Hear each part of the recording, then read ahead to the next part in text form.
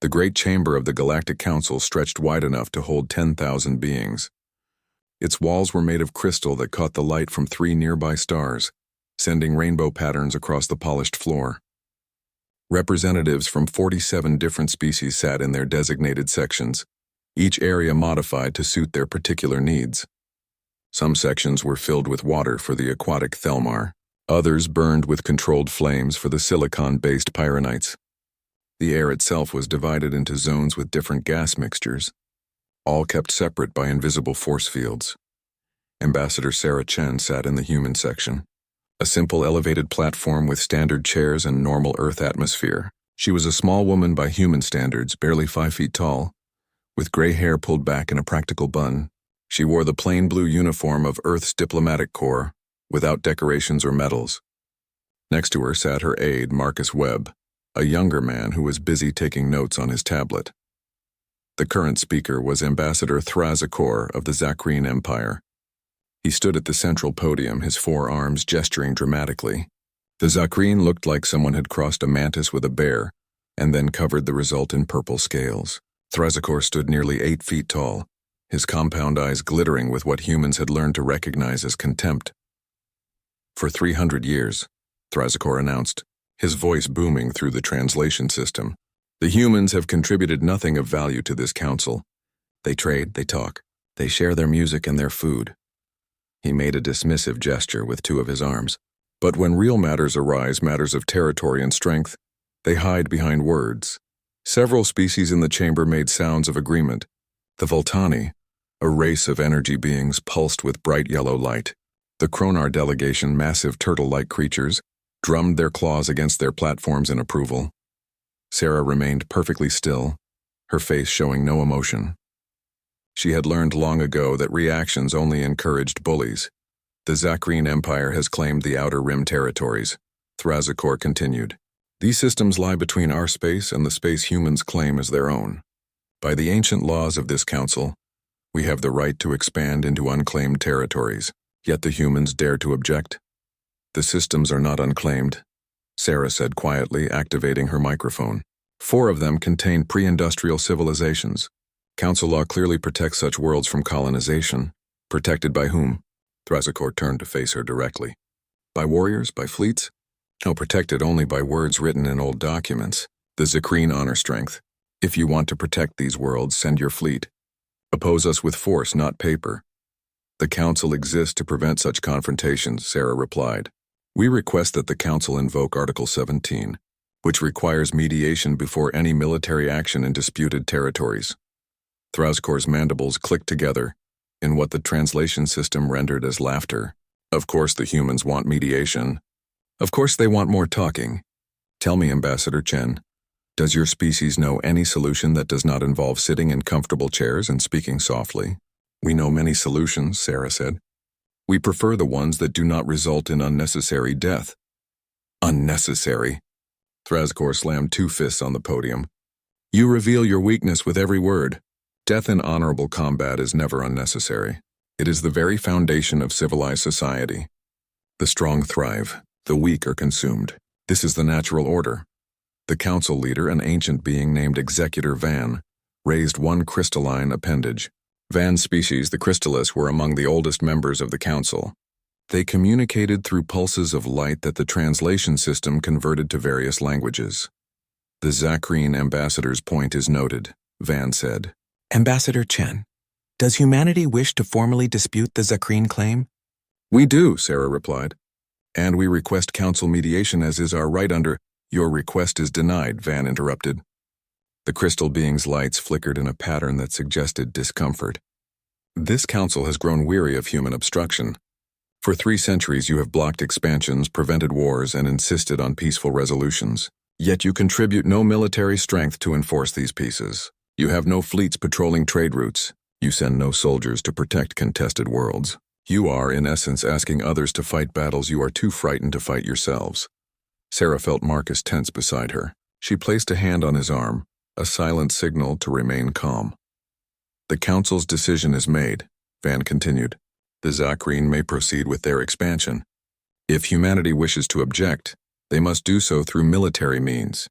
That is the final word on this matter, The chamber erupted in discussion. Some species cheered. Others remained silent, watching to see what the humans would do. Sarah stood slowly, gathering her papers with deliberate care. Then humanity formally withdraws its objection. She said clearly, "We will not contest the Zakrine expansion militarily." The chamber fell silent. Even Thraskor seemed surprised. "You surrender?" The Zakrine ambassador asked. "Just like that?" "We acknowledge that we cannot change the Council's decision," Sarah replied. "We will relocate our observation posts from the disputed systems. We will inform the pre-industrial civilizations that the Council has declined to protect them. Their fate is now on the Council's conscience, not ours." She picked up her tablet and began walking toward the exit. "Running away," Thraskor called after her. "Typical human cowardice." Sarah paused at the doorway and looked back. "We are not running, Ambassador. We are simply removing ourselves from a situation where our presence would lead to violence we do not wish to commit. That is not cowardice. That is discipline." "Discipline?" Thraskor's mandibles clicked rapidly. "You are prey animals pretending to be civilized. When my fleet arrives at your colony of New Havana, we will see how disciplined you remain. Perhaps then you will show your true nature and beg for mercy." "New Havana is not in the disputed zone," Sarah said carefully. "It will be," Thraskor replied. "The Council has made clear that words mean nothing. Only strength matters. And if humanity will not use strength to defend its claims, then humanity has no claims." Sarah looked up at Executor Van. "Is this acceptable to the Council? Open threats of aggression against member species?" Van's lights pulsed in what might have been a shrug. "The Council will address actual aggression if it occurs. Threats are merely words, Ambassador Chen. I thought humans valued words." Sarah stood still for a long moment. Her face remained calm, but something in her eyes changed. Marcus saw it and felt a chill run down his spine. He had worked with Ambassador Chen for 5 years and had never seen that particular expression before. "Very well," Sarah said softly. "Let us hope for everyone's sake that threats remain merely words. Good day, Executor." She left the chamber with Marcus hurrying behind her.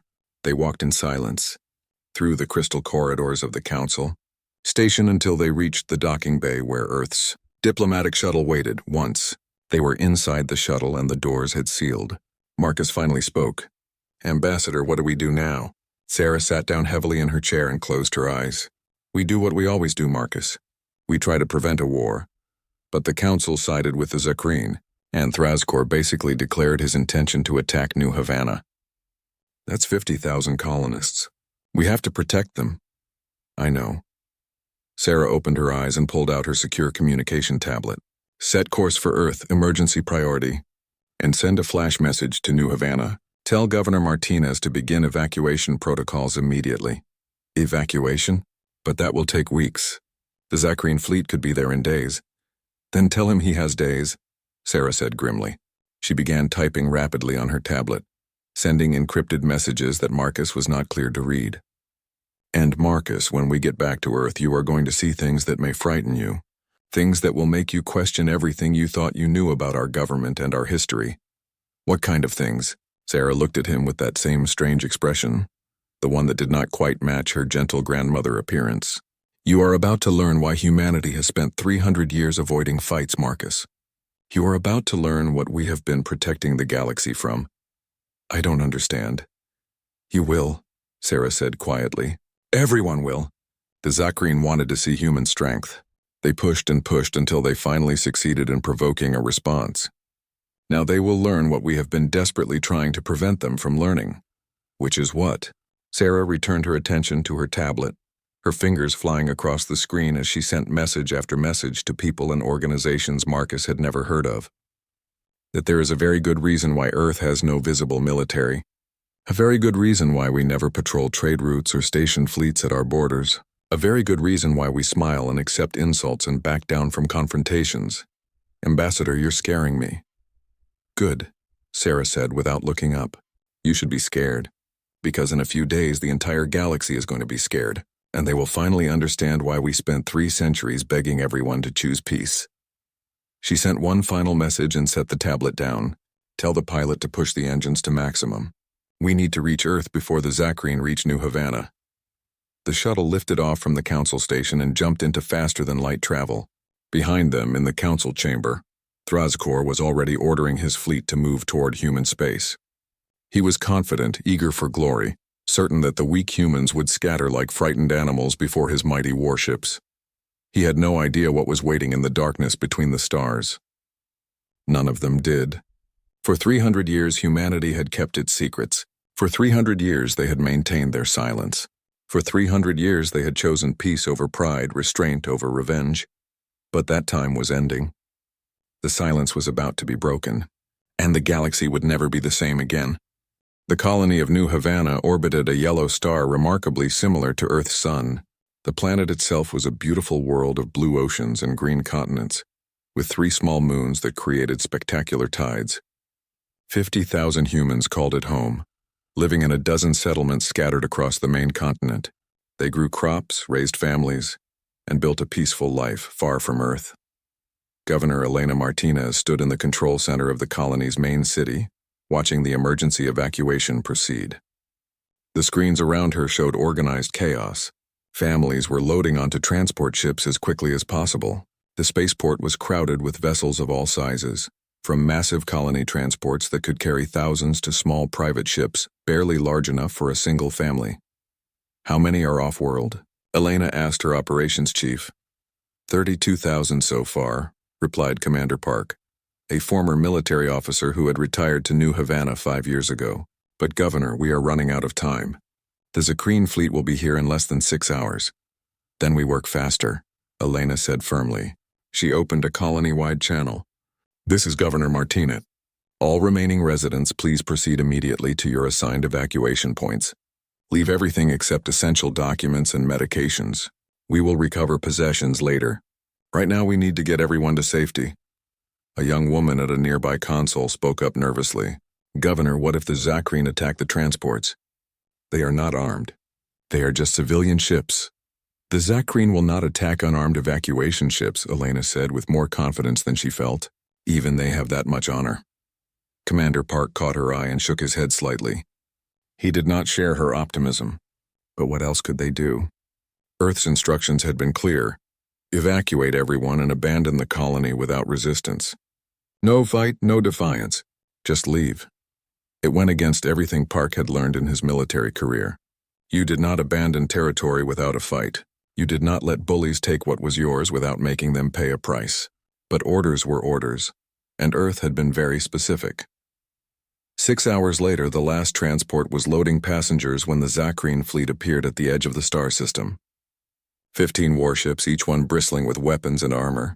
They were designed to look intimidating, with sharp angles and spikes protruding from their hulls. Red and black colors that reminded humans of wasps or hornets. Commander Thrazkor stood on the bridge of his flagship, the Conqueror's Pride, and watched the human colony on his screens. He had expected to see defense platforms, military vessels, some show of resistance. Instead, he saw only civilian transports fleeing the planet. "They run like cowards," said his second-in-command, a younger Zakreen named Vextar. "They do not even try to fight." "They have nothing to fight with," Thrazkor replied. "Open a channel to the human vessels." A moment later, his voice boomed across space, translated into human language by automated systems. "This is Commander Thrazkor of the Zakreen Empire. The world you call New Havana now belongs to us. You are trespassing in Zakreen space. However, because we are honorable, we will allow you to leave unharmed. Depart immediately and do not return."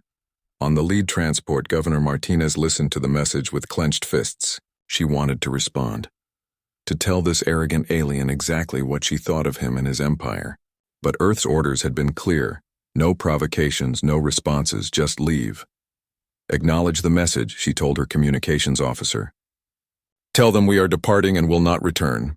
The simple acknowledgement was sent. The human transports, now numbering over 300 ships of various sizes, began moving away from New Havana. They formed a loose convoy heading toward the nearest jump point that would take them to safety. On the Conqueror's Pride, Thrazkor watched them go. He felt cheated. Where was the glory in this? Where was the honor? The humans were not even putting up a symbolic fight. They were just running away like frightened animals, Commander. Vextar said slowly. "Is this not too easy?" "Easy?" Thrazkor turned to his second. "This is not easy. This is shameful. They do not even care enough about their own world to defend it. They value their lives more than their honor. Perhaps that is wise, Vextar suggested. Why die for a single planet when there are many planets? Because some things are worth fighting for. Thrazkor slammed his fist on the command chair. Because a species that will not fight for anything does not deserve to have anything. These humans have shown their true nature. They are weak. They are prey, so we let them go.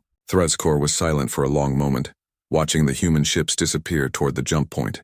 Something about the situation bothered him. It was too easy. Too simple.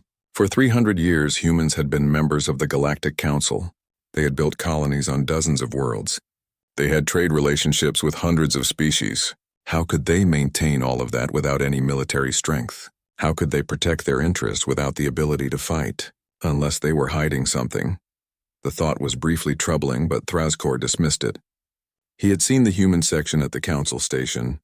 Simple chairs, simple uniforms, simple people. There was nothing impressive about them. They were diplomats and traders, not warriors. Commander, the transports are preparing to jump, an officer reported. They will be gone in 2 minutes. Thrazkor made his decision. If the humans would not fight for their honor, he would give them a reason to remember this day. He would teach them what happened to species that relied only on words and weakness. Charge weapons, he ordered.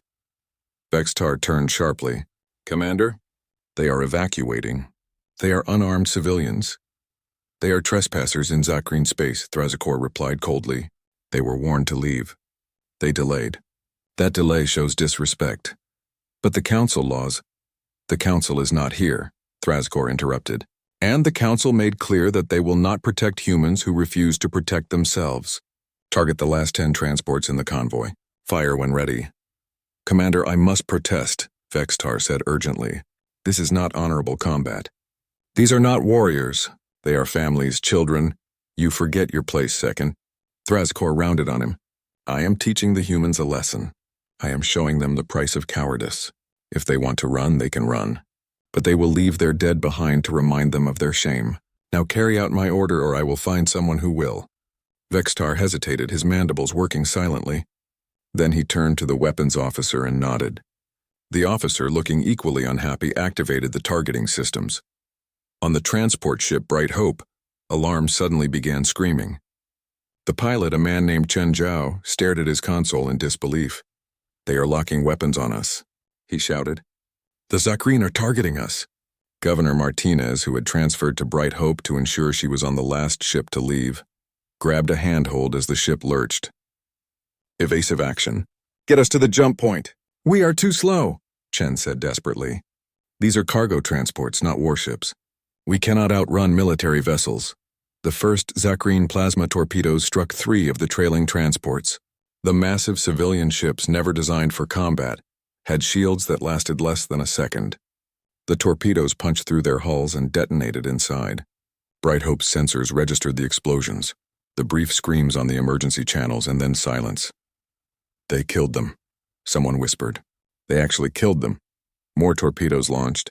4 more transports died, their hulls torn apart by weapons designed to destroy armored warships. The defenseless civilian vessels never had a chance. 3 more fell before the survivors finally reached the jump point and escaped into faster-than-light travel. When it was over, 10 transport ships had been destroyed. 4,217 men, women, and children had died. Their only crime had been moving too slowly, being in the last ships to leave their home. On the Conqueror's Pride, Thrazkor watched the remaining humans flee and felt satisfied. Now they will remember, he said. Now they will understand. Let them take their dead home. Let them tell their leaders what happened here. Perhaps next time they will think twice before opposing the Zakreen Empire. Vextar said nothing. He was already wondering if they had made a terrible mistake. On Earth, in a bunker buried 3 miles beneath the Rocky Mountains, alarms were sounding. The bunker was not marked on any map. Its existence was known to fewer than 100 people in the entire human government. It had been built 300 years ago after the last Great War, and it had remained hidden ever since. Ambassador Sarah Chen stood in the command center, watching the transmission from New Havana. She had arrived on Earth just hours ago, barely in time to witness the massacre in real time. Her face was pale but composed. Behind her, Admiral James Kwan stood with his arms crossed, his dark eyes fixed on the screen. 4,200 dead, Sarah said quietly.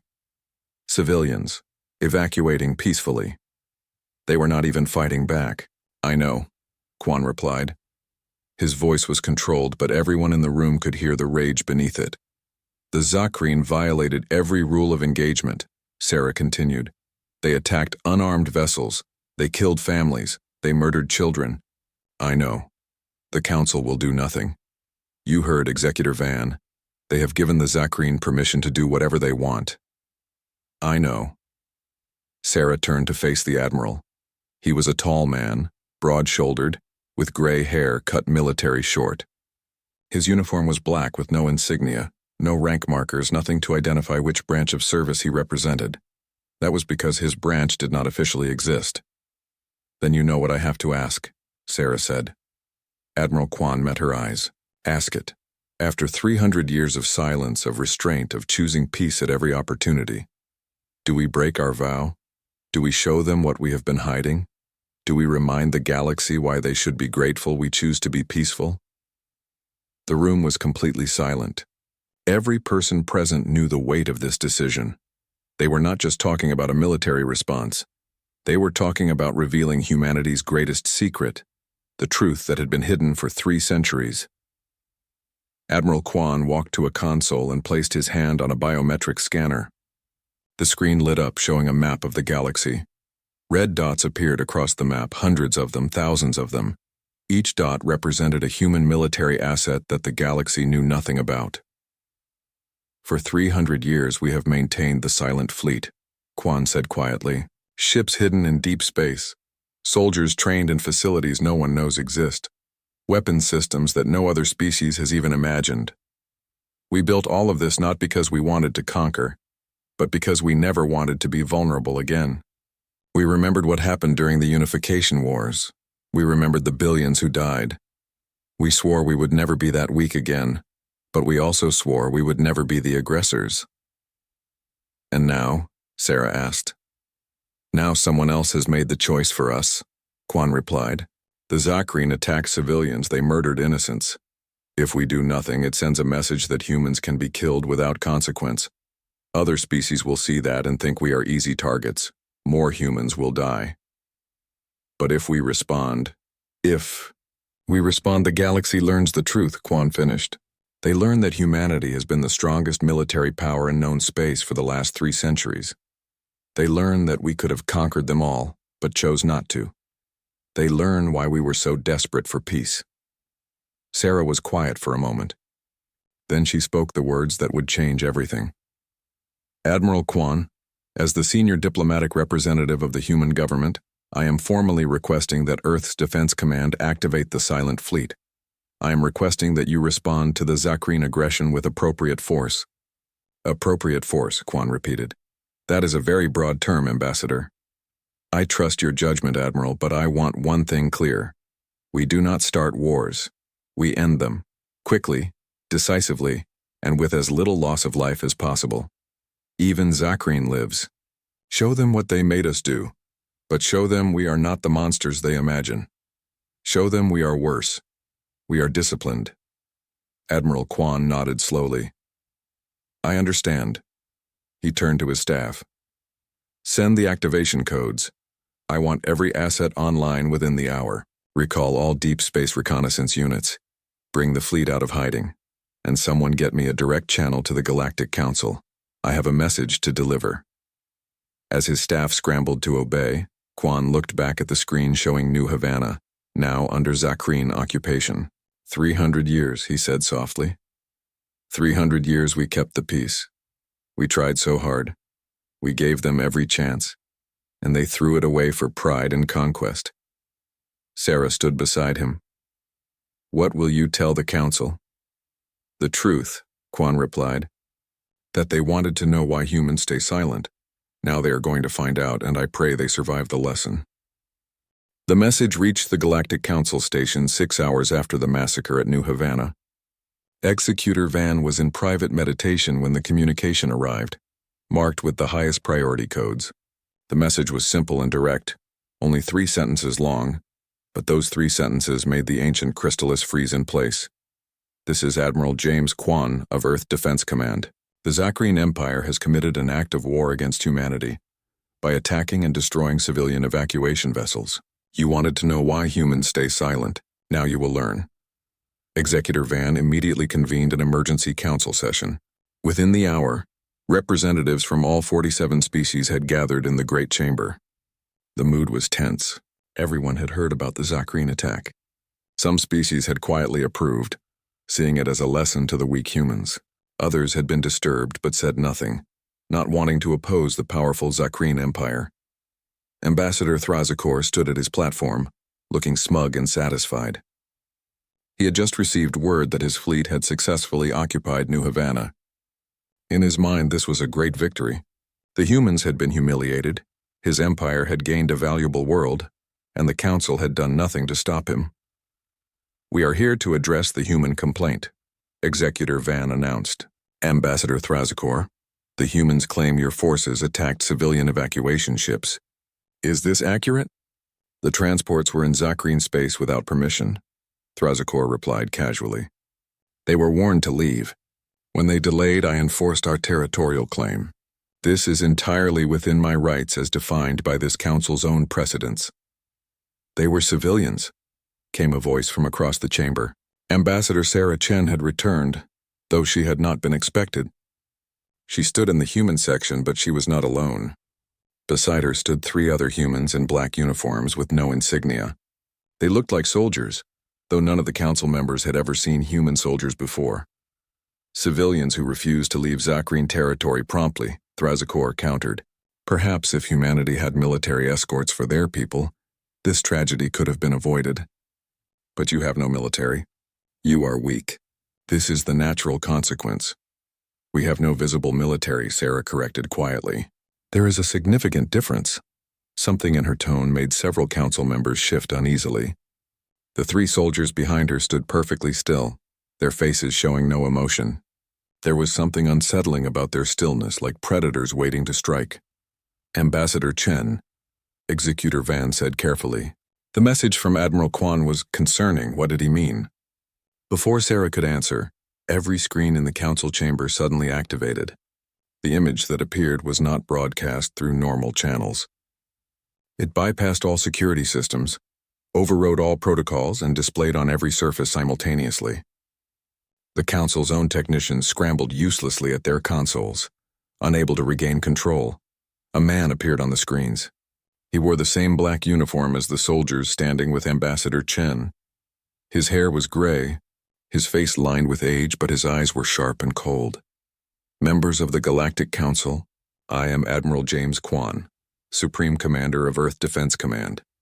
6 hours ago, the Zakrine Empire committed an act of war against humanity. They attacked and destroyed 10 civilian evacuation vessels, murdering 4,217 innocent people, men, women, and children who were peacefully leaving their homes as requested." Thrazakor started to speak, but his voice was muted. Every communication system in the chamber had been overridden by the human broadcast. "For 300 years, Admiral Kwan continued, humanity has been a peaceful member of this council. We have avoided conflicts. We have accepted insults. We have backed down from confrontations. Many of you have concluded that this makes us weak. Today you will learn the truth. We were not weak. We were restraining ourselves. There is a difference." The screens changed, showing something that made the entire council fall silent. Space, vast and empty, suddenly filled with ships. Thousands of them. Tens of thousands. They appeared out of nowhere, dropping stealth fields that had hidden them for decades. Massive battleships larger than anything the council had ever seen. Carriers that could hold entire fleets of smaller craft. Destroyers, cruisers, frigates, all built with technology that looked decades ahead of anything the galaxy knew humans possessed. "This is the Silent Fleet," Kwan said. "These ships have been waiting in deep space for 3 centuries, ready to activate if humanity was ever threatened. Every nation on Earth contributes to their maintenance. Every human government knows they exist. But we kept them secret because we did not want to be feared. We wanted to be trusted." The screen showed more images. Human soldiers training in high-gravity environments, moving with speed and precision that seemed impossible. Weapons tests showing destructive power far beyond standard galactic military technology. Massive manufacturing facilities hidden in asteroid belts producing advanced military hardware that no one knew existed. We kept this secret because we learned a terrible lesson in our past. Quan continued. Before we joined the Council, humanity fought a civil war. We call it the Unification Wars. It lasted 50 years and killed 3 billion people. We nearly destroyed ourselves. We came so close to extinction that when we finally achieved peace, we swore we would never fight again unless we had absolutely no other choice. The screen showed images from Earth's history. Cities in ruins, landscapes scorched by nuclear fire, mountains of dead, oceans poisoned, children starving. The images were horrific, showing the full brutality of a species at war with itself. Several council members made sounds of distress. Even the Zakreen, who prided themselves on their warrior culture, looked disturbed by the scale of destruction. We built the Silent Fleet not to conquer you, but to ensure that if anyone threatened humanity's survival, we could end that threat quickly and decisively, Quan said. We hoped we would never need it. We tried desperately to maintain peace through diplomacy and trade. We accepted insults and territorial losses because those things were not worth killing for. But we also drew a line. We would not allow the murder of innocent humans to go unanswered. The image changed to show Admiral Quan's face again. His expression was cold and hard. Commander Thrazkor, your fleet is currently at New Havana, occupying a human colony. You have 1 hour to withdraw all Zakreen forces from that system and return to your own territory. If you refuse or if you attempt to harm any remaining human assets, you will learn exactly how powerful humanity has become. This is your only warning. The screens went dark. The council systems came back online. For a long moment, no one spoke. Then Thrazakor's voice rang out, filled with anger. This is a trick. Computer graphics and propaganda. The humans are trying to frighten us with illusions. Are we? Sarah asked quietly. She gestured to one of the soldiers beside her, who handed her a tablet. She input a command and sent data to Executor Van's personal console. These are the current positions of human military assets. We have provided this information as a gesture of good faith. You can verify every coordinate with your own sensors. Executor Van accessed the data and went very still. The crystal formations that made up the being's body began pulsing with rapid, agitated light patterns. What is it? Demanded the Kronar ambassador. What does the data show? Ships, Van said slowly. Thousands of ships, in positions surrounding nearly every major system in council space. They have been there for years. Decades in some cases. We never detected them. The chamber erupted in chaos. Species began shouting at each other, at the humans, at Executor Van. Some demanded to see the data. Others insisted it must be false. The Zakreen delegation was loudly proclaiming that they would not be intimidated by human deception. One of the soldiers behind Sarah leaned forward and whispered something. She nodded and raised her hand. Somehow, despite the chaos, the gesture commanded attention. The chamber fell silent. You want proof, Sarah said. Very well. Admiral Quan, please demonstrate. The screens activated again. This time they showed a live feed of space near the Zakreen homeworld. 3 massive human battleships dropped their stealth fields, appearing out of nowhere less than a light minute from the most heavily populated planet in the Zakreen Empire. The ships were enormous, each one larger than the entire Zakreen home defense fleet. The Zakreen ambassador made a strangled sound. How did you... That system has the most advanced sensor network in our empire. Nothing should be able to approach undetected. We have been there for 80 years, Sarah replied, along with 16 other locations throughout your territory. If we wanted to attack your homeworld, Commander, we could have done so at any time in the last 8 decades. We chose not to because we are not interested in conquest. But do not mistake patience for weakness. The human battleships moved, performing a series of maneuvers that displayed their speed and agility. Then they jumped away, disappearing back into stealth mode as quickly as they had appeared. Executor Van's lights pulsed in a pattern that the translation system struggled to interpret. Fear, the council members realized. The ancient being was afraid. Ambassador Chen, Van said carefully, what does humanity intend to do? That depends on the Zakreen, Sarah replied. She turned to face Thrazakor directly. You have 1 hour to withdraw from New Havana. That hour is now 53 minutes. I suggest you give the order. I will not, Thrazakor roared. The Zakreen Empire does not surrender to threats. We are warriors. We do not fear death. Then you are fools, Sarah said coldly. We are not threatening you. We are offering you a choice. Leave peacefully or be removed by force. We prefer the first option because it saves lives. Even your lives. But make no mistake, Commander. If you force us to act, we will remove you from that system. The only question is whether your people die in the process. You cannot possibly move a fleet to New Havana in under an hour, Thrazakor said, though his voice had lost some of its confidence. It would take days to... He was interrupted by another alert. His own console was receiving a priority message from his fleet at New Havana. With shaking hands, he accessed the transmission. Commander Vextar's face appeared on the screen. Ambassador, we have a situation. Human vessels have appeared throughout the system. They are everywhere. Hundreds of them. They must have been hiding in stealth mode for, I do not know how long. Sir, they have us surrounded. Our weapons are locked. Our engines are disabled. We cannot fight. We cannot run. What are your orders? The transmission was broadcast to the entire council chamber. Everyone watched as the mighty Zakreen warrior struggled to comprehend what had happened. They were already there, Sarah explained. Waiting, watching, ready to act if necessary. The silent fleet does not rush to battle. It is already in position before the battle begins. Thrazakor looked around the chamber, seeing the expressions on the faces of other council members. Fear, respect, and in some cases, anger that the humans had deceived them for so long. You have 47 minutes, Sarah said. Give the order to withdraw or your fleet will be destroyed. Admiral Kwan does not make empty threats. For a long moment, Thrazakor stood frozen, his pride warring with his survival instinct. Then his shoulders sagged. Vextar, he said quietly, withdraw all forces from the human system. Return to Zakreen space immediately. Acknowledged, Ambassador, came the relieved reply. Sarah nodded. Thank you, Commander. Your people will be allowed to leave safely. We will not pursue or harass them. But if any Zakreen vessel enters human space again without permission, it will be destroyed. Is that clear? Thrazakor said nothing, but his silence was answer enough. Executor Van's lights pulsed in a complex pattern. Ambassador Chen, the Council must discuss this situation. Humanity has changed the balance of power in the galaxy. This requires careful consideration. Take all the time you need, Sarah replied. But understand this, Executor. We did not want to reveal ourselves. We wanted to continue living peacefully, trading, sharing culture, resolving disputes through diplomacy. You forced our hand. The Zakreen attacked civilians and the Council did nothing. We had no choice but to protect ourselves. You could have revealed your strength earlier. The Voltani ambassador pulsed.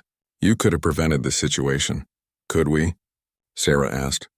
If we had shown our military power 300 years ago, would you have welcomed us as peaceful traders? Or would you have seen us as a threat to be contained or destroyed? We hid our strength precisely because we did not want to be drawn into the endless territorial disputes and power struggles that plague this council. We wanted to be left alone. But if you will not let us be peaceful, then we will be powerful. The choice was always yours. She turned and walked toward the exit, her 3 escorts falling in behind her. At the doorway, she paused and looked back. One more thing, Executor. Every species in this chamber now knows that humanity has the capability to strike anywhere in the galaxy at any time. We could destroy your homeworlds before you even knew we were coming. Remember that. Remember that we had this power for 300 years and never used it. Remember that we chose peace when we could have chosen domination. And remember that the only reason you are learning about this now is because someone decided to murder our civilians. We did not start this, but we will finish it. The chamber remained silent as the humans departed. On the screens around the room, sensor data continued to update, showing more and more human military assets appearing across the galaxy as they dropped their stealth fields. The silent fleet was revealing itself, and the galaxy was learning to fear what had been hiding in the darkness all along. Commander Thrazakor stood at his platform, his forearms hanging limp at his sides. He had wanted to prove human weakness. Instead, he had awakened something that the galaxy would have been much safer never knowing existed. And somewhere in deep space, Admiral Kwan watched it all unfold and allowed himself a moment of sadness. 300 years of peace ended in a single moment of pointless cruelty. Humanity had tried so hard to avoid this, but now the secret was out and everything would be different. The silent fleet was silent no more. The Zakreen fleet limped back to their home system in shame and confusion. Commander Vextar sat on the bridge of the Conqueror's Pride, watching the tactical displays with growing unease. Around his ship, maintaining perfect formation, were 12 human warships.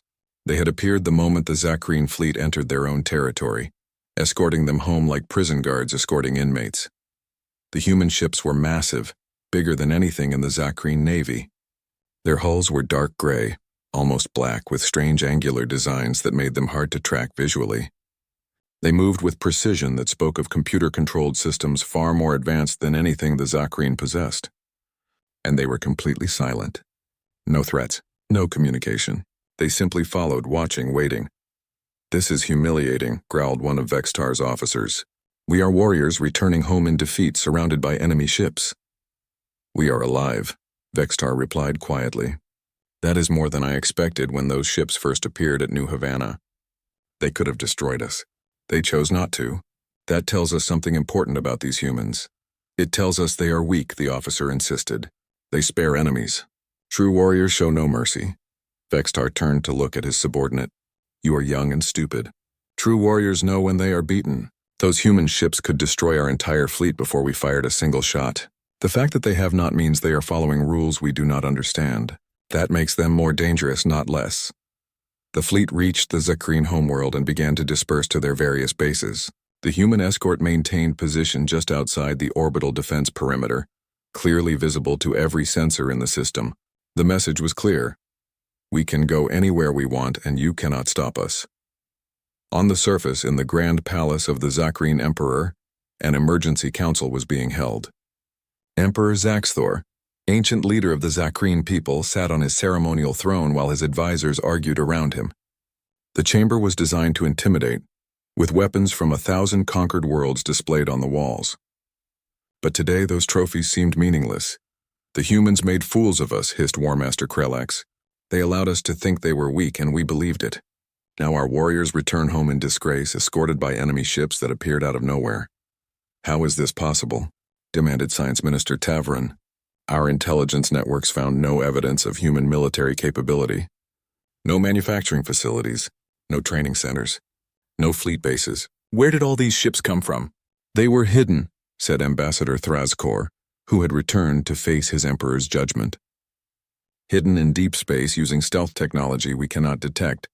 They have been there for centuries, watching us, waiting. We never suspected because we never looked in the right places. You led us into this disaster," Emperor Zaxthor said coldly. "You assured me that humans were weak, that they would not fight, that we could take their worlds without consequence. Instead, you provoked an enemy we cannot defeat. I did not know." Thrazkor protested. "No one knew. The humans deceived us all. Did they?" The Emperor's mandibles clicked thoughtfully. "Or did we deceive ourselves? Tell me, Ambassador. Did the humans ever claim to be weak? Did they ever say they had no military capability?" Thrazkor hesitated. "No, but they simply did not show their strength," the Emperor continued. "They avoided fights. They backed down from confrontations. They chose diplomacy over violence, and we interpreted this as weakness because that is what we wanted to believe, because it made us feel superior." The chamber fell silent. The truth was uncomfortable. For generations, the Zakreen had built their identity around being warriors, around strength and conquest. They had looked at the peaceful humans and felt contempt. Now they realized their contempt had been based on ignorance. "What do we do now?" War Master Krelax asked. "Do we fight? Do we surrender? What is the honorable path?" Before anyone could answer, the chamber's communication system activated. A human face appeared on the central display screen. It was Admiral Quan, his expression neutral and professional. "Emperor Zaxthor, I am Admiral James Quan of Earth Defense Command. I am requesting permission to land on your world for a diplomatic meeting. I will come alone and unarmed as a gesture of good faith." The Zakreen Council members looked at each other in confusion. The enemy commander wanted to come to their homeworld. Alone, it made no sense. It could be a trick, a way to infiltrate their defenses. "Why should I allow this?" the Emperor asked. "Why should I trust you?" "Because I am offering you a choice," Quan replied. "Your fleet attacked our civilians. By the rules of war, we would be justified in responding with overwhelming force. We could destroy your military, occupy your worlds, and demand reparations. We could do all of this, and the Galactic Council would likely support us after what you did. Then why have you not? the Emperor demanded. Because destruction is easy, Quan said. Understanding is hard. I want to show you something, Emperor. Something that will help you understand why humanity chooses peace, even when we have the power to choose war. Will you give me that opportunity? Emperor Zaxthor was quiet for a long moment. Every instinct told him this was a trap, but something in the human's voice, a tone of sincerity that was hard to fake, made him curious. Very well, the Emperor said. You may land. But if this is a deception, it is not, Quan interrupted gently. I give you my word as a soldier and as a human. I am coming to talk, nothing more. 6 hours later, Admiral Quan's shuttle landed in the palace courtyard. The Zakreen had prepared for every possibility. Soldiers lined the walls with weapons ready. Sensors scanned for hidden troops or weapons. But the shuttle was exactly what it appeared to be. A simple diplomatic craft with one occupant. Admiral Quan emerged wearing his black uniform with no weapons visible. He was an older human, moving with the careful precision of someone who had spent decades in military service. 2 Zakreen guards approached to escort him, but he followed them without resistance. Emperor Zaxthor received him in a private chamber, not the grand throne room. It was a tactical decision. If the human tried anything, it would be easier to contain him in a smaller space. Present were the Emperor, War Master Krelax, and Ambassador Thrazkor. Admiral Quan, the Emperor said formally, you are a long way from your home. No farther than your commander Thrazkor traveled when he attacked New Havana, Quan replied. He was not being aggressive, just stating a fact. We have withdrawn from that system as you demanded, the Emperor said. What more do you want? I want you to understand why we demanded it, Quan replied. He pulled out a small device from his pocket. The Zakreen guards immediately raised their weapons, but Quan held up his other hand calmly. This is a holographic projector. Nothing more. I would like to show you something, may I? The Emperor gestured for him to proceed. Quan activated the device and images appeared in the air between them. This is Earth, Quan said. 350 years ago. The images showed a beautiful blue and green planet, not unlike New Havana or the Zakreen homeworld. Cities gleamed on the continents. Ships moved between the planet and orbital stations. It looked peaceful and prosperous. This is Earth during the Unification Wars, Quan continued. The images changed. Now the cities were burning. Mushroom clouds rose from multiple continents. Orbital stations fell from the sky in flames. The oceans were dark with pollution. The land was scarred with weapons impacts. We fought for 50 years, Quan said quietly. Nation against nation. Ideology against ideology. Everyone believed they were right, that their cause was just, that victory would make everything better. In the end, 3 billion people died. That was almost half of our entire species. The images continued showing the aftermath. Refugees in massive camps, children with visible radiation sickness, cities reduced to rubble, fields that once grew food now poisoned and barren. When it finally ended, when we finally achieved peace, we looked at what we had done to ourselves and we were horrified, Quan said. We had nearly destroyed the only world we had. We had killed billions of our own kind. And for what? Territory? Resources? Pride? None of it seemed worth the price we had paid. Emperor Zaxthor watched the images with growing discomfort. The Zakreen valued strength and honored warriors, but there was something disturbing about the scale of destruction shown here. This was not glorious combat between warriors. This was annihilation. So we made a vow, Quan continued. We swore that humanity would never fight another war unless we had absolutely no choice. We built the Silent Fleet not as a tool of conquest but as insurance. We would be strong enough that no one could threaten us, but we would use that strength only in self-defense. You expect me to believe you built all those ships just to hide them? War Master Krelax scoffed. No species maintains a massive military fleet without using it. We are not just any species, Quan replied. We are a species that learned the hard way what war really costs. Every human child studies the Unification Wars in school. Every human adult remembers the stories passed down from that time. We carry the scars of that conflict in our cultural memory.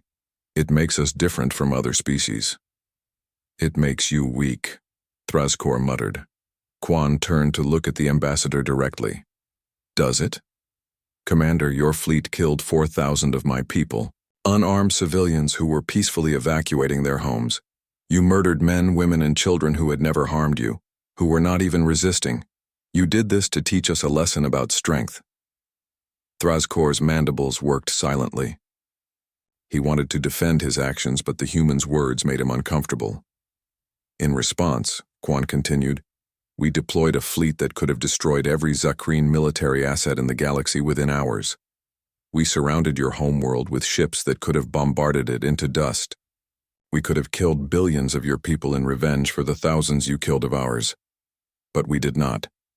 We simply forced your fleet to withdraw and come home. So tell me, Ambassador, who is weak? The species that kills civilians to prove a point, or the species that shows restraint even when they have the power to take revenge? The chamber was silent. Emperor Zaxthor leaned forward, his compound eyes focused on the human. What is your point, Admiral? Why show us this? Why come here? Because I want you to understand that we are not your enemies, Quan said. We never wanted to be your enemies. We wanted to live peacefully, to trade, to share ideas and culture. But we also will not allow anyone to murder our people without consequence. What happens next is up to you. Are you threatening us?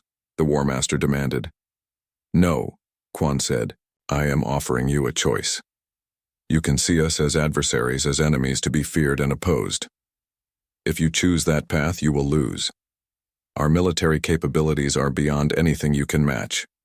We will not conquer you or destroy you, but we will defend ourselves. Every time you attack us, we will respond with overwhelming force. Eventually, your economy will collapse, your military will be depleted, and your people will suffer. Or, the Emperor prompted. Or you can choose to see us as we truly are, Quan said. A species that values peace but maintains strength. A species that will trade fairly, negotiate honestly, and defend vigorously. We can be your trading partners, your allies, even your friends. But never again will we be your victims. That era ended when Commander Thrazkor fired on our evacuation ships. Quan deactivated the holographic projector and put it away. In 3 days, we will withdraw our forces from your territory. We will return to our patrol positions and resume our normal activities. If you want to attack us again, you can try. But now you know what we are capable of. Now you know the cost of aggression against humanity. The question is, what will you do with that knowledge? Emperor Zaxthor was silent for a long time. His advisors watched him, waiting for guidance. Finally, he spoke. You are a strange species, Admiral Quan. You have the power to destroy us, yet you offer us peace. You have the strength to conquer, yet you choose restraint. I do not fully understand you, but I am beginning to respect you. Respect is a good start, Quan said. Understanding can come with time. What do you want from us? The Emperor asked. What price must we pay for the lives your people lost? We want 3 things, Quan replied. First, formal acknowledgement that the attack on New Havana was a violation of council law and human sovereignty. Second, reparations to the families of those who died. Not wealth or territory, just compensation to help them rebuild their lives. Third, and most important, we want a commitment that the Zakreen will never again target human civilians. That is surprisingly reasonable, the Emperor admitted. I expected demands for territory, for tribute, for humiliation. We do not want your territory or your submission, Quan said. We want to ensure this never happens again. If you can give us those 3 things, we can begin to move forward. And if we refuse, War Master Krelax asked. Then we will enforce those conditions ourselves, Quan said simply.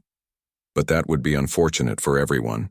Better to choose peace than to have peace imposed upon you. Emperor Zaxthor looked at his advisors. War Master Krelax looked angry but uncertain. Ambassador Thrazkor looked defeated and ashamed. The Emperor made his decision. Very well, Admiral Quan. The Zakreen Empire will provide what you ask. We will acknowledge our violation of council law. We will compensate the families of your dead. And we will guarantee the safety of human civilians in any future conflicts. You have my word as Emperor. Thank you, Quan said. He bowed slightly, a gesture of respect. I hope this can be the beginning of better relations between our peoples. As Quan was escorted back to his shuttle, Ambassador Thrazkor followed him. At the entrance to the palace, the ambassador spoke. Admiral, I must know. When you surrounded our fleet at New Havana, you could have destroyed us completely. Why did you not? We deserved it for what we did. Quan paused and looked back at the Zakreen commander. Because killing you would not bring back our dead. Because revenge does not heal wounds, it only creates new ones. Because we learned 300 years ago that the cycle of violence only ends when someone chooses to stop it. He smiled slightly. And because we wanted you to go home and tell everyone what happened. We wanted the galaxy to know that humanity has the power to destroy but chooses to protect. That message is more valuable than any military victory. Thrazkor's mandibles clicked slowly. You are strange creatures, you humans. But perhaps that is not a bad thing. Perhaps not, Quan agreed. He boarded his shuttle and departed, leaving the Zakreen to contemplate what they had learned. In the palace, Emperor Zaxthor watched the shuttle rise into the sky and disappear. Summon my counselors, he ordered. We have much to discuss. Our entire strategic doctrine must be reconsidered. The galaxy has changed, and we must change with it. For the first time in Zakreen history, the Emperor was not thinking about conquest or glory. He was thinking about survival and wisdom. The humans had taught them a lesson, though not the one Commander Thrazkor had intended to teach. They had learned that true strength was not measured in weapons or aggression, but in the discipline to use power wisely. It was a lesson that would spread throughout the galaxy in the days to come. 6 months after the incident at New Havana, the Galactic Council chamber looked much the same as it always had. The same crystal walls, the same carefully controlled environments for different species, the same ornate decorations meant to inspire awe and respect. But despite the unchanged appearance, everything was different. The atmosphere in the chamber had shifted.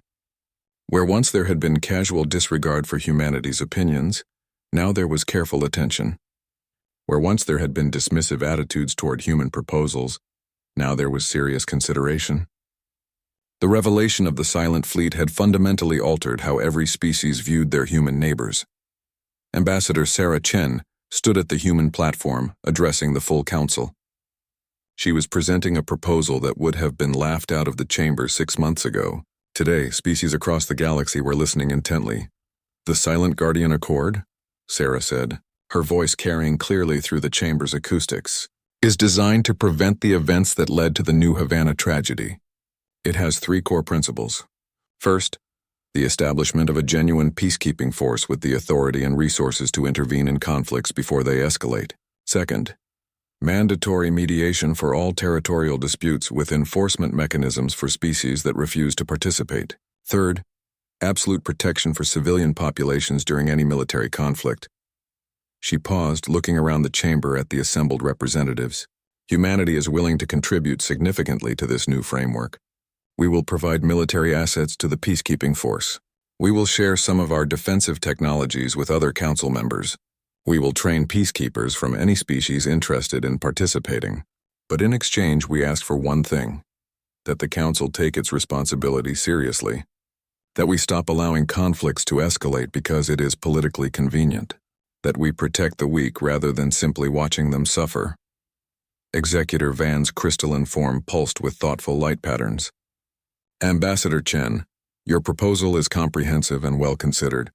However, many council members are concerned about humanity's military dominance. You have revealed capabilities far beyond any other species. How can we be certain you will not use this power to impose your will on the council? Because we had that power for 3 centuries and never used it, Sarah replied simply. We could have dominated this council at any time. We could have enforced our will through threat of force. We chose not to. That choice has not changed. What has changed is that everyone now knows the choice exists. A new voice spoke from across the chamber.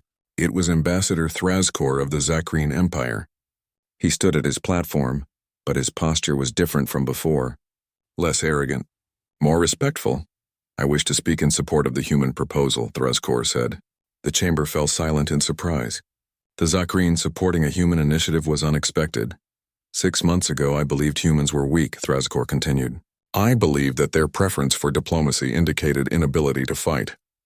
I was wrong, and my error cost the lives of over 4,000 innocent people who were simply trying to evacuate their homes peacefully. This shame will haunt me for the rest of my life. His mandibles clicked slowly, a sign of emotional distress in Zakreen. But what happened after my attack taught me something important. The humans had every right to destroy my fleet. They had the capability to do so easily. Instead, they showed restraint. They demonstrated that true strength is not the willingness to kill, but the wisdom to know when not to kill. He turned to face Sarah directly. Admiral Kwan visited our homeworld and showed our Emperor the history of human conflict, the devastation they inflicted upon themselves, the billions who died, and he explained why humanity built such powerful defenses while maintaining peaceful intentions. It was not weakness.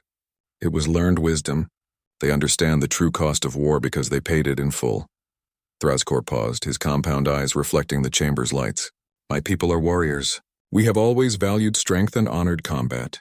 But the humans showed us that there is a difference between strength and cruelty, between honor and senseless violence.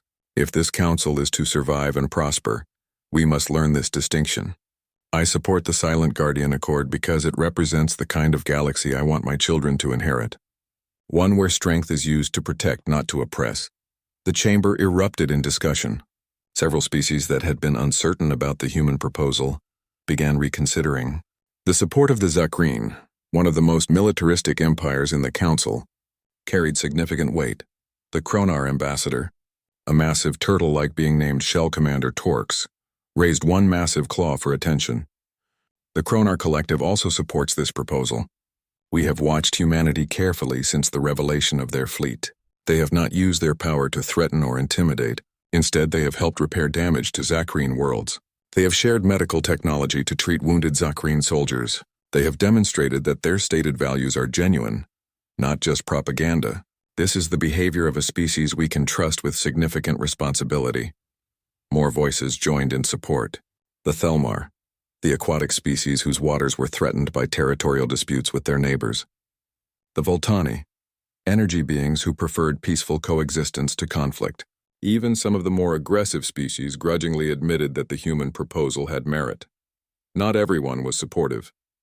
The Crothian Dominion, a species that had built its power through military conquest, objected strongly. This accord gives too much power to those who claim to be peacekeepers, the Crothian representative hissed. What prevents the humans from using this framework to enforce their own agenda? What prevents them from deciding which conflicts are acceptable and which are not? Oversight, Sarah replied calmly. The peacekeeping force will be governed by a council of representatives from 20 different species, selected through rotation to prevent any single power from dominating. Humanity will have one vote, the same as everyone else. Deployment of peacekeepers will require a 2/3 majority vote. We are not seeking control. We are seeking collaboration. And if we refuse to join this accord? The Crothian pressed. Will you force us? No, Sarah said. The accord is voluntary, but species that choose not to participate will not receive its protections. If your worlds are attacked, the peacekeeping force will not intervene. If your civilians are targeted, we will not help. The choice is yours to make. Executor Van's lights pulsed in a decisive pattern. The council will vote on the Silent Guardian Accord. All species wishing to participate signal your approval now. Across the chamber, species activated their voting systems. The results appeared on the central display. 39 out of 47 species voted to approve. 5 abstained. Only 3 voted against. The Silent Guardian Accord is approved, Van announced. Implementation will begin immediately. Ambassador Chen, humanity's contributions to this initiative are noted with gratitude. Sarah bowed slightly. Thank you, Executor. We look forward to working with all species to build a more peaceful galaxy. As the formal session ended and species began to depart, several ambassadors approached the human platform. They had questions about the Accord, about implementation timelines, about training programs. Sarah and her staff answered patiently, working to build the relationships that would make the Accord successful. Finally, when most of the chamber had emptied, Emperor Zaxthor himself approached. He had come to the council station personally for this vote. a rare honor that indicated the importance he placed on the occasion. Ambassador Chen, the Emperor said formally, I wish to speak with you privately if you will permit it. Sarah gestured to a side chamber and they moved away from the remaining crowd. Once they were alone, the Emperor's formal posture relaxed slightly. 6 months ago, your Admiral Quan came to my world and showed me things that changed my perspective, the Emperor said. He showed me the cost of the wars humanity fought, the billions who died, the world nearly destroyed, and he explained that this history is why you maintain such powerful defenses while pursuing peaceful policies. That is correct, Sarah confirmed. I have spent the last 6 months studying human history, the Emperor continued. Not just the wars, but what came after. How you rebuilt, how you established systems to prevent future conflicts, how you created global unity from the ashes of division. It is remarkable. It was necessary, Sarah said quietly. We had no choice. We had brought ourselves to the edge of extinction. Either we learned to work together or we died separately. And now you offer to teach others these lessons, the Emperor said. The Zakreen wish to accept that offer. We want to send representatives to Earth, to learn your methods of conflict resolution, your approaches to peacekeeping. We want to understand how you maintain military strength without allowing it to corrupt your society toward aggression. Sarah smiled. We would be honored to host Zakreen visitors, but I should warn you, our methods require significant cultural changes. You will need to reconsider some fundamental assumptions about strength and honor. We are ready for that, the Emperor assured her. Commander Thrazakor has become an advocate for reform within our government. He tells everyone who will listen about what he learned from Admiral Quan. Some call him weak for this, but I see wisdom in his words. Strength without wisdom is just violence. We must learn to be wise as well as strong. They talked for some time, planning the details of the cultural exchange program.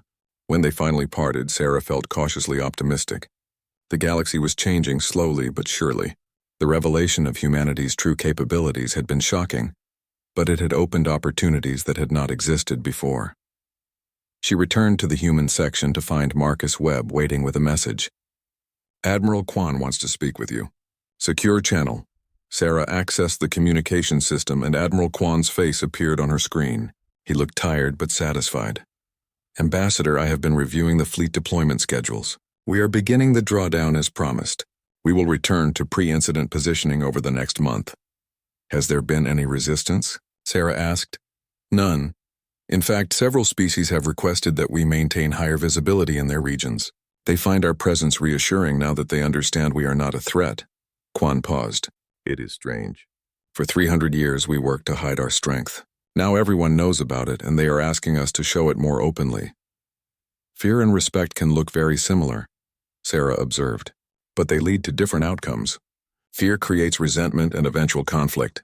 Respect creates cooperation. We need to ensure we are building respect, not just fear. Agreed, Quan said. That is why the Silent Guardian Accord is so important. It gives us a framework to use our strength for protection rather than intimidation. He looked thoughtful. You know, when I was younger, I wondered if we were wrong to hide the fleet. I thought we should show our strength, make others fear to attack us. But now I understand why we made the choice we did.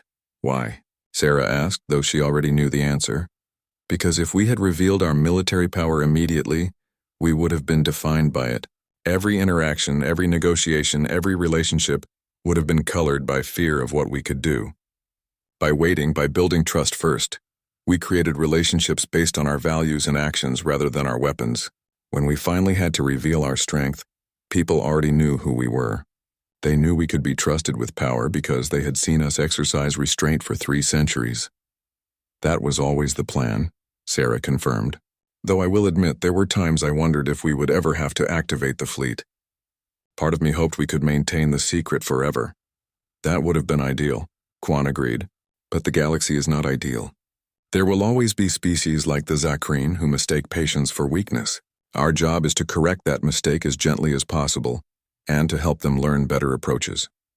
They discussed operational details for a while longer, then ended the call.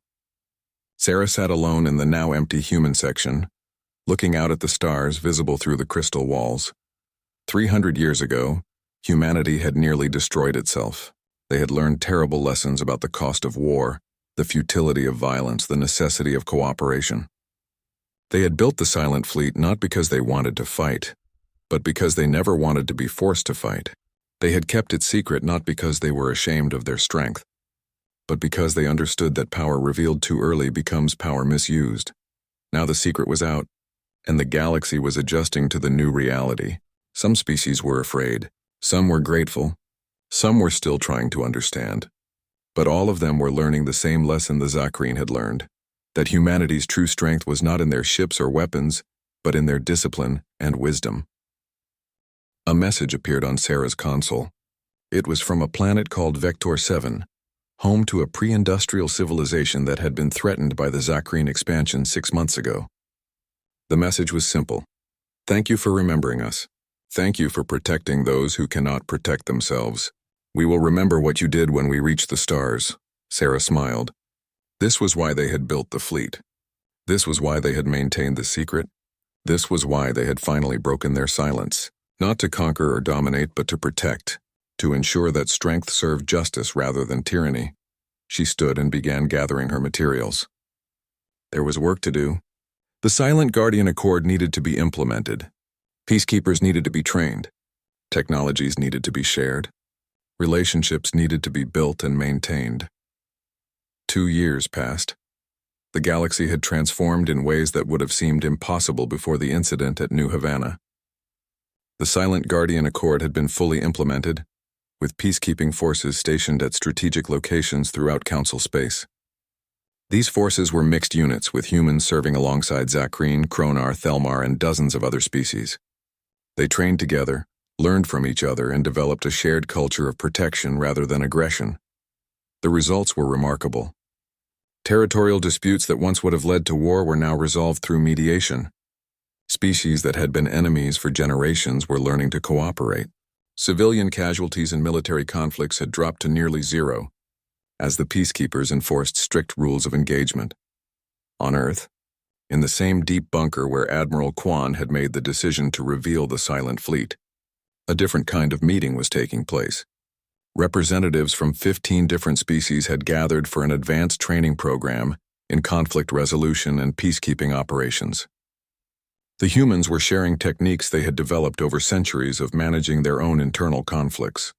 Commander Vextar of the Zakreen stood at the front of a classroom, teaching a mixed group of students about the importance of proportional response. The same officer who had witnessed the massacre at New Havana was now one of the program's most dedicated instructors. Strength is not measured by how much damage you can do, Vextar was saying. It is measured by how much damage you could do but choose not to. When humans surrounded our fleet at New Havana, they had the power to destroy us completely. Instead, they simply prevented us from fighting. That restraint taught us more than any battle could have.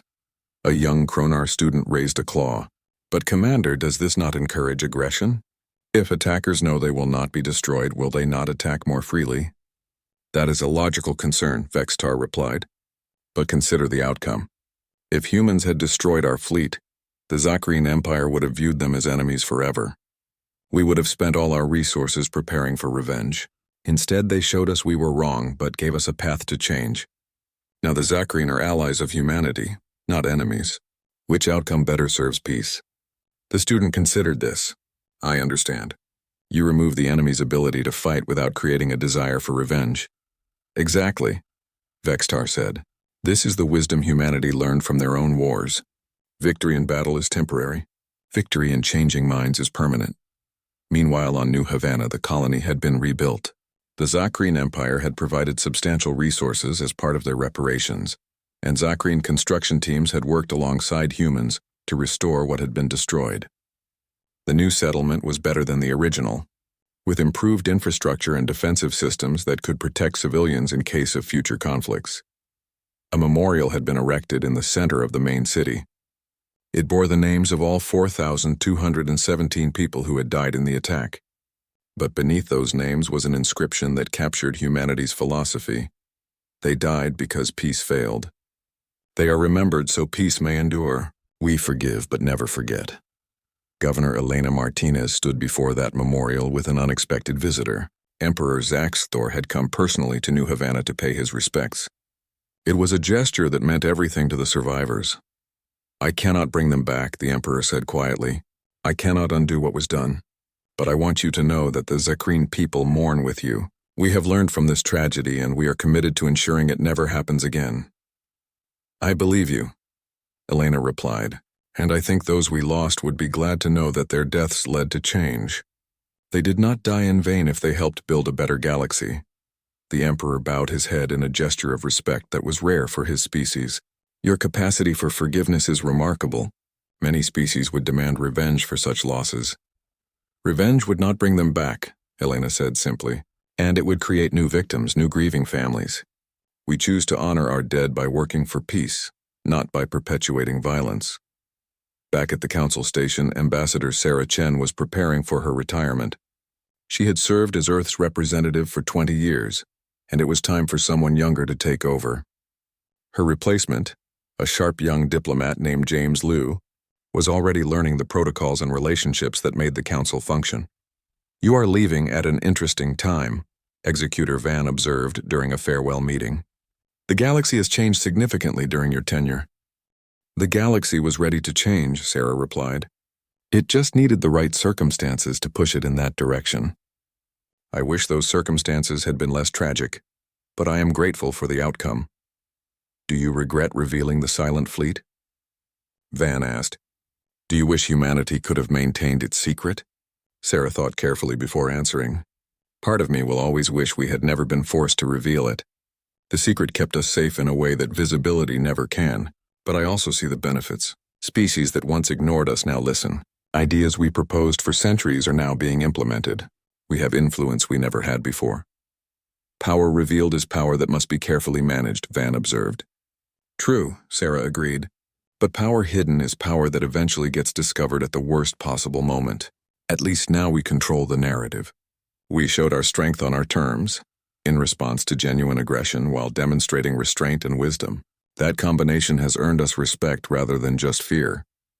The Crystalists have a saying, Van said. Light that is seen can be trusted. Darkness that might contain light is always feared. You brought your light out of darkness and the galaxy is better for it. Sarah smiled. That is a beautiful way to express it. I hope future generations remember that lesson. Power is not evil, but it must be wielded with wisdom and restraint. Years continued to pass. The Silent Guardian Accord became a permanent fixture of galactic politics. The peacekeeping forces grew more capable and more trusted. Conflicts that once would have killed millions were resolved with minimal casualties. Species learned to work together, to trust each other, to value cooperation over competition. And throughout it all, humanity maintained its role as guardians rather than rulers. The Silent Fleet remained powerful, but it was rarely deployed. Its existence was enough. The galaxy knew that if aggression threatened innocent lives, humans would respond swiftly and decisively. That knowledge alone prevented most conflicts from escalating. 20 years after the incident at New Havana, a young Zakreen child named Kiravex sat in a classroom on her homeworld, learning galactic history. The teacher was discussing the period before the Silent Guardian Accord, when conflicts were common, and civilian casualties were accepted as normal. Why did species fight so much back then? Kiravex asked. Did they not understand that war was bad? They understood, the teacher replied. But they also believed that war was sometimes necessary. They believed that strength meant willingness to fight. It took a tragedy to teach them differently. The New Havana massacre, another student said, when the Zakreen attacked human civilians. The teacher's mandibles clicked in a gesture of sorrow. Yes, that was our shame and our awakening. The humans could have destroyed us in revenge. Instead, they taught us a better way. They showed us that true strength is the ability to protect without the need to destroy. My parent says that humans are the reason we can sleep safely at night, Kiravex said. They are the silent ones watching over the galaxy. That is true, the teacher confirmed. Humans maintain the most powerful military in known space, but they use it only to defend, never to attack. They are our guardians, keeping peace through strength and wisdom. I want to be like them when I grow up, Kiravex announced. I want to be a peacekeeper and protect people. The teacher smiled, a complex expression for a Zakreen, but one that conveyed pride and hope. Then study hard, young one. The galaxy always needs more peacekeepers. On Earth, in the same deep bunker that housed Earth Defense Command, Admiral Kwan's successor, Admiral Sarah Martinez, reviewed the latest deployment reports.